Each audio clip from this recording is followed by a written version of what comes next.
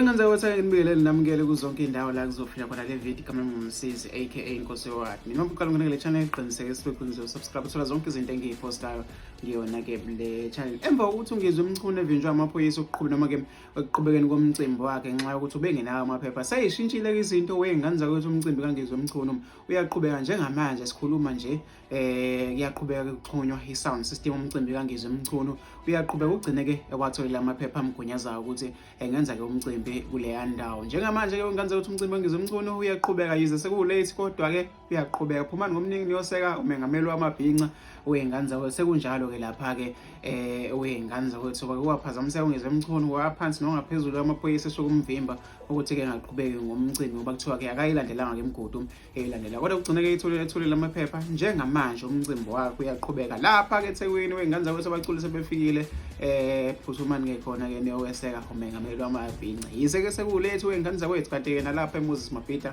uyaqhubeka umcimbi ziyaqhubeka siyakhala.